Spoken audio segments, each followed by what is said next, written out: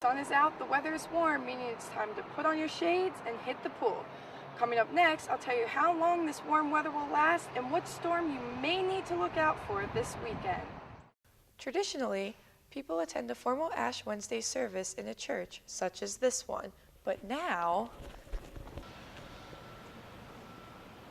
Dust to come, dust shall return. Repent and go in peace.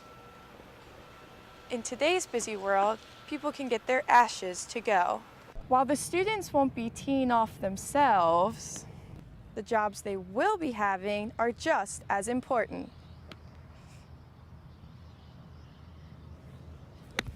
While showers throughout today may make today not such a great tennis day, coming up next, I'll let you know why this weekend is going to be a grand slam. For Sammy Garcia, softball has always been a part of her life. Me and my brother were both twins, and so then we got into a lot of sports because of our oldest sisters, and they played softball and basketball. So then I just followed in their footsteps and started playing softball at 7. But when it came to playing in college, she almost didn't. I came on a recruiting visit, and then they told me that they are no longer going to be the coaches there. So I was kind of like, okay, well, what about my scholarship? Is it going to still be available with the new coaching staff? But Garcia made the over 2,500-mile journey from her hometown of Bell, California to Columbia, and head coach Beverly Smith is glad she did. She is special to me because is really my first recruit here as part of my career. But she's been a treat to coach. Garcia is the starting shortstop for the Gamecocks. She leads the team this season in 9 offensive categories, including batting average, runs scored, and number of hits. She also serves as one of the team captains, which Smith says is her challenge to Garcia. She's always led on the field. That part, the softball part's easy for her. But now to start grabbing people and say, hey, come with me, let's do this, has been a challenge for her, but she's done it really well. And overall, both Garcia and Smith agree her career has been a success at USC. Just to compete in the top conference in the nation is just an honor for me to be a part of. Sammy has proven through her play that she can handle the top level pitching. Garcia was selected 14th overall in the National Pro Fast Pitch Draft by the New York, New Jersey Comets. Smith says she is the first Gamecock softball player to ever be drafted. Garcia says she is excited to play at the next level. I'm really excited. I get to play against really good players that I've been looking up to since I was a little girl. Smith says she believes Garcia will be a major contributor to her new team. I think she's going to be a great pro player, and specifically because of her bat. I think she can handle the top level pitching. And even so, Garcia says her preparation for her new career is to focus on finishing her old one. With every practice, every swing, everything that I do with the softball team is going to help me during summer. So just keeping focused during practice and not giving up on the season. Smith says the soft-spoken Garcia is popular among the team's youngest fans. All the little girls out here cheering for the Gamecocks all love Sammy. She takes the time to sign autographs. And while Garcia should be looking at her selection as a personal success, she views it as something more. With me being able to be drafted into NPF just to share my experience, and hopefully it can inspire people.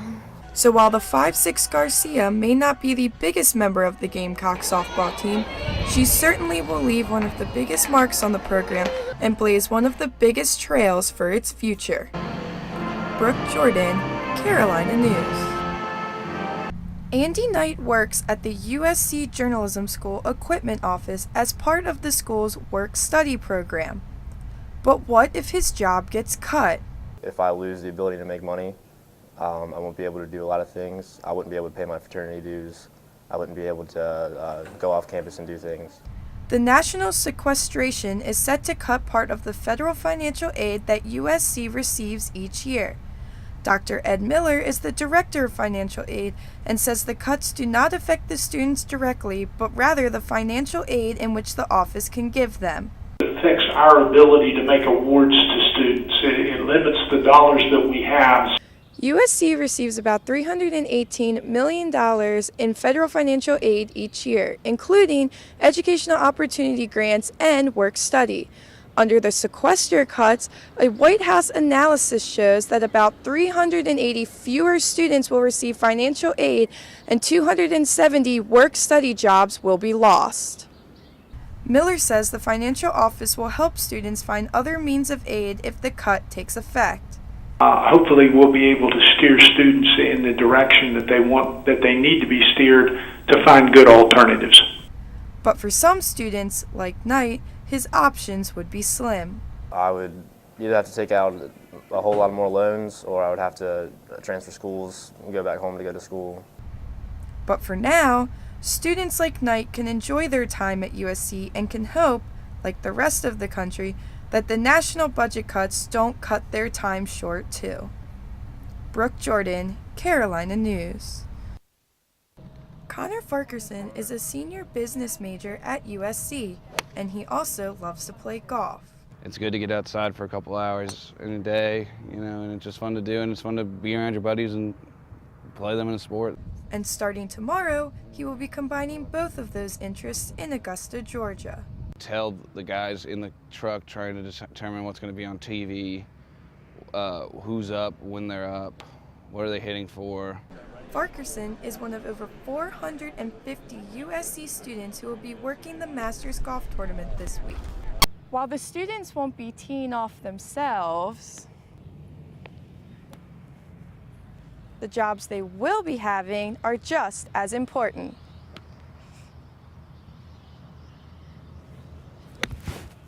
Farquharson says the jobs range from preparing and serving food to selling merchandise to troubleshooting any operational problems that may arise. Farquharson says the experience will be once in a lifetime. You're just getting to meet the crew that does the golf productions. And he says, in the end, all of his hard work will be worth it. So you have a lot to do, but it's a lot of fun. You get to watch a lot of great golf. So while it's the competition between the pros that may be getting most of the coverage, it's the students, like Farquharson, who are working hard behind the scenes that are the true winners. Brooke Jordan, Carolina News.